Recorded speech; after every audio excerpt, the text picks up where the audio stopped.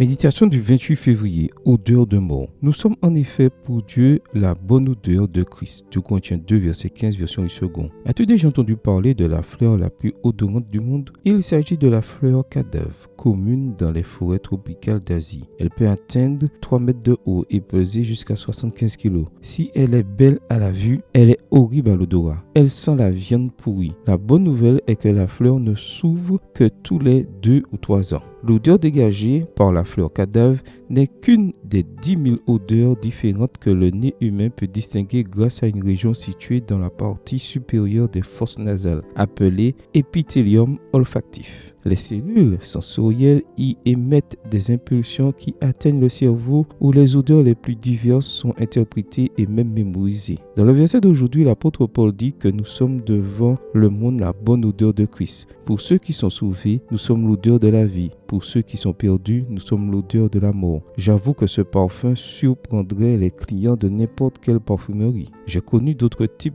de fragrances comme des parfums sucrés, d'agrumes, boisés et floraux. Mais un parfum qui sent la mort, c'est une chose que je n'ai jamais sentie. Qu'entend Paul par là? Il faut comprendre le contexte. Au verset 14, l'apôtre déclare que le Christ nous entraîne toujours dans son triomphe. Autrefois, quand l'armée romaine revenait d'une campagne victorieuse, les vainqueurs défilaient dans les rues de la ville, au son des trompettes. Ils étaient accueillis par les sénateurs et les magistrats. Il y avait aussi des gens qui tenaient des brûleurs d'encens qui embaumaient l'air. Sentant l'odeur de la victoire, les vainqueurs passaient sous l'arc de triomphe conduit par le grand conquérant qui emportait avec lui butin et captifs. Pour ces derniers, l'odeur n'était pas celle de la victoire, mais celle de la mort, car il serait bientôt exécuté. Pour Paul, le Christ est le grand commandant de l'armée de Dieu. Nous sommes dans le cortège triomphal du Christ, les porteurs d'encens. Lorsque nous parlons de lui autour de nous, nous répandons le parfum de sa victoire. Malheureusement, pour certains, cette odeur sera synonyme de mort, car ils rejetteront le message du salut. La question principale est la suivante.